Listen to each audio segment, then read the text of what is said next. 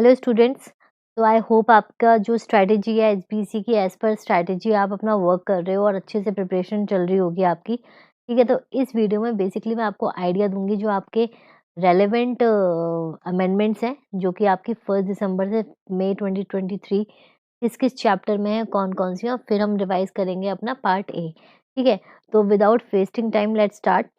Module 1 में जो आपका थर्ड पेपर है एसबीसी, उसके जो सप्लीमेंट हैं वो बेसिकली आपके 5 चैप्टर्स में आए हैं।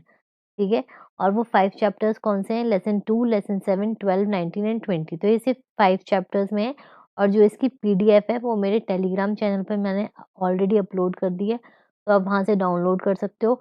एंड जो उसका लिंक है वो मैंने डिस्क्रिप्शन में दे दिया है। ठीक है, नाउ स्टार्ट। तो सबसे पहले जो आपका चैप्टर 2 है टाइप्स ऑफ कंपनीज, उसकी जो नोटिफिकेशन आई है, जो फर्स्ट अमेंडमेंट है वो है आपकी आई है 19 जनवरी 2023। तो बेसिकली इसमें कुछ फॉर्म्स हैं जो ओमिट हो गए हैं, और जो आपका सबसे पहला फॉर्म है 1% कंपनी का नॉमिनी कंसेंट फॉर्म। ठीक है, आईएनसी 14 डिक्लेरेशन का, आईएनसी 15 डिक्लेरेशन का एंड आरडीजीएनएल 5। ये सारे जो हैं आप बेटा आपके ओमिट हो चुके हैं। फर्दर जो ये वाले सारे फॉर्म्स नीचे दिए हुए हैं वो आपके सब्स्टिट्यूट हो गए हैं।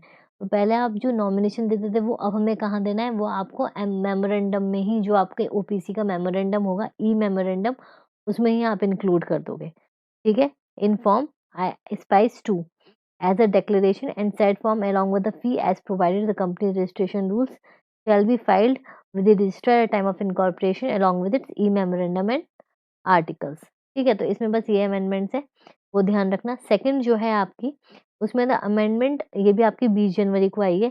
अमेंडेड रूल्स शिल come into force with effect 23 जनवरी। इसमें जो आपके फॉर्म है एनडीएच 1 जो निधि कंपनी से रिलेटेड है 2, इनका सिर्फ पोर्टल चेंज कर दिया है। और ये वाला जो बेसिकली अमेंडमेंट है, ये आपकी कंपनी लॉ अमेंडमेंट भी मैंने इंक्लूड करी थी। सेकंड है आपका formation and registration of NGOs, ये आपकी 19 जनवरी को आई है। बेसिकली इसमें बोला था register shall after considering 2 years financial statements immediately preceding the date of application और when the company has function only 1 financial year for such year board report audit report. इसमें basically वो चेंज करने की बात कर रहा है। ठीक है, so if any received within 30 days from date of publication date after consulting the authority regulatory body department of Ministry of Central Government as a discretion decide whether the license should be granted or not be granted। तो basically इसमें ये सब declare किया है। ये सारी आपकी NGO से रिलेटेड है, आपकी नॉन प्रॉफिट ऑर्गेनाइजेशन होती है। तो उसमें जो आपको लाइसेंस लेना होता है, एग्जिस्टिंग कंपनी को कैसे करना है वो बात कर रहा है कि अगर 2 इयर्स तो आपका देखो होता ही होता है, जो आपको फाइनेंशियल स्टेटमेंट्स उनकी देखनी होती है। ठीक है, बट अगर उससे पहले भी उसने सिर्फ उसको 1 साल हुआ है चलते हुए, फंक्शन करते हुए सिर्फ 1 साल हुआ है, तो उस for such year including board report, audit report relating to existing companies and after considering objections, क्योंकि ऑब्जेक्शंस ऑब्वियसली आएंगे, if any received within 30 days from the date of publication of notice. जब आपने पब्लिकेशन ऑफ नोटिस करा उसके 30 days के अंदर आपको wait करना है फॉर एनी ऑब्जेक्शन। उसके बाद आप कंसिडर करोगे कि आप उसको लाइसेंस ग्रांट करो या नहीं करो। ठीक है, देन आपका है chapter 12 conversion of business entities. तो ये जो है, इसमें बेसिकली जो आपकी पब्लिक कंपनी और प्राइवेट कंपनी में अगर आपकी 1% कंपनी हो रही है, 1% कंपनी अगर आपकी प्राइवेट या पब्लिक में हो रही है, तो उसका further amended to reduce number of attachment, जो आपके अटैचमेंट्स हैं वो कम कर दी गई हैं, which were required to be enclosed in form INC 6 by stating that company shall file the application in Form INC 6 for its conversion into private or public company other than used under Section 8 of the Act। ठीक है, तो section 8 नहीं, अगर OPC convert हो रही है आपकी public और प्राइवेट में, तो आपको आईएनसी में डिटेल्स देनी है, नंबर ऑफ अटैचमेंट्स देनी है, वो कम कर दी गई हैं। अब नेक्स्ट जो आपकी डोरमेंट कंपनी का ये है, डोरमेंट कंपनी में भी सेम यही है, जो आपके ये फॉर्म्स हैं MSc 1, MSc 3, MSc 4।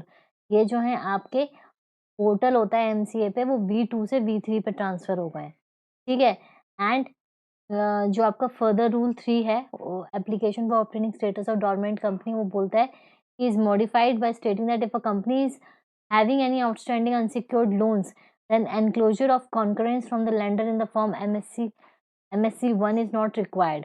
ठीक है, तो ये है, और इसका जो आपका लास्ट स्ट्राइक ऑफ का है वो ई पेस सी पेस करके जो पोर्टल बना है नया, ठीक है, जो centre processing accelerated corporate exit का है, वो सेम है जैसे हमने कंपनी लॉ में पढ़ा है, ठीक है। तो ये आपका पूरा क्या हो गया, ये आपका अमेंडमेंट्स का मैंने एक बार डिस्कशन कर दिया है और इसकी पीडीएफ जो है वो आपको मिल जाएगी। नाउ अगर मैं देखो फर्स्ट क्वेश्चन क्या बोल रहा है आपका, Sumit Basen has an expertise in field of modular kitchen designing. ही मतलब बेसिकली उसके पास वो एजुकेशन तो है, बट तो कंपनी सेक्रेटरी को कंसल्ट करना है for getting aware of various modes of organization and to select the best route mode keeping in merits and demerits of different organization, ठीक है, मोड्स ऑफ ऑर्गेनाइजेशन। तो इसमें बेसिकली जो आपका फर्स्ट क्वेश्चन है वो बोल रहा है कि जो सुमित है वो एक्सपर्टीज है उसको in field of modular kitchen designing, but still what he needs, he want to consult company secretary to, मतलब now he start to new venture start करना है, तो उसने कंपनी सेक्रेटरी को हायर किया है to getting aware various modes of organization.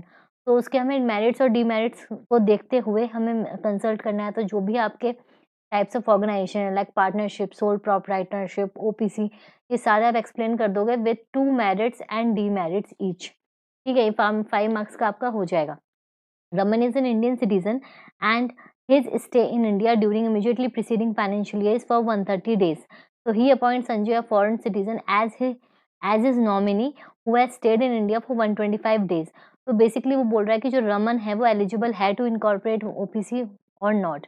तो देखो अगर हम इसकी बात करें तो आपकी जो लिमिट है वो है 120 डेज आप रहना चाहिए, ठीक है, और नेचुरल सिटीजन होने चाहिए एंड इंडियन सिटीजन होने चाहिए। तो इस केस में क्या है, जो कंडीशन है 130 डेज की वो तो फुलफिल हो रही है, बट साथ ही में जो रमन है, ठीक है, संजय फॉरेन सिटीजन है तो वो नहीं हो सकता, बट रमन हो सकता है क्योंकि उसकी कंडीशन फुलफिल हो रही है। फिर Raman wishes to form a nidhi company with minimum paid up equity share 12 lakh. Raman is seeking guidance regarding general limitation prohibition. तो जो बेसिकली निधि कंपनी के आपके लिमिटेशन प्रोहिबिशन है in place of Nidhi company, वो आप रख दोगे, ठीक है। एक बार हम इसके आंसर्स भी देख लेते हैं, और देखो इसको हम इतना डीपली नहीं जाएंगे क्योंकि जो पार्ट ए है वो आपका कंपेरेटिवली बहुत इजी है as compare to B and C, इतना वास्ट नहीं है। तो इसके जो क्वेश्चंस हैं आप बहुत इजीली अटेम्प्ट कर लोगे। इसी के लिए मैंने इसके साथ आपकी अमेंडमेंट जो है वो आपको एक्सप्लेन कर दी है, ठीक है। तो देखो ये आपकी फर्स्ट क्वेश्चन का आंसर है। इसमें मोड्स हैं जो उसने एक्सप्लेन कर दिए हैं with sole proprietorship, merits and demerits के साथ, ठीक है। देन आपका सेकंड हुआ पार्टनरशिप फर्म, फिर आपका हुआ लिमिटेड लायबिलिटी पार्टनरशिप, फिर आपका हुआ ओपीसी, फिर होगा प्राइवेट कंपनी, पब्लिक कंपनी, ठीक है, एचयूएफ। इतने सारे करने की जरूरत नहीं है बिकॉज ये सिर्फ क्वेश्चन 5 मार्क्स का है, बट स्टिल थोड़ा सा लिख देना, सिर्फ merits and demerits of at least 4 to 5 companies types of organization, ठीक है। फिर सेकंड जो है आपका, जो हमने बात करी थी 120 डेज हैं, तो shall be eligible to incorporate OPC, किसकी बात हो रही है, रमन की, ठीक है। बट जो आपका संजय है वो नहीं मेंशन कर सकते बिकॉज वो फॉरेन सिटीजन है, ठीक है। फिर आपके निधि के यहाँ पे एक्सेप्शंस दे रखे हैं, लिमिटेशंस दे रखी हैं, ये आपको लिख देनी है, ठीक है। तो बेसिकली इसमें इतना कुछ नहीं है, आप इजीली कर लोगे। कोई क्वेश्चन अगर बहुत ज़्यादा टफ होता है इसमें, नेक्स्ट है आपका अल्ट्रा वायरस, ठीक है। अल्ट्रा वायरस बेसिकली क्या होता है, अल्ट्रा वायरस होता है आपका जो एमओए के बियॉन्ड जाके आप कुछ काम करते हो, तो ये सब कुछ जो है वो कंपनी लॉ से रिलेटेड है, तो आप इजीली कर पाओगे। इसी के साथ जो है आई होप आपका हो भी गया होगा सारा, और बी और सी आपने बहुत अच्छे से देख। Okay, so all the best, कल बहुत अच्छे से पेपर करना। 15 मिनट जो हैं आपके वो बहुत अच्छे से यूटिलाइज होने चाहिए, ठीक है। और जो सबसे पहले स्ट्रॉन्ग पार्ट है आपका वो आप प्रिपेयर करना, उसी के क्वेश्चन जो है आप इसमें रीड करोगे, देखोगे, और पूरा पेपर नहीं देखना है जैसे मैंने आपको गाइड किया है, ठीक है। तो all the very best and stay calm, positive, अच्छे से नींद लेना, कल बहुत अच्छा पेपर जाएगा। बाय।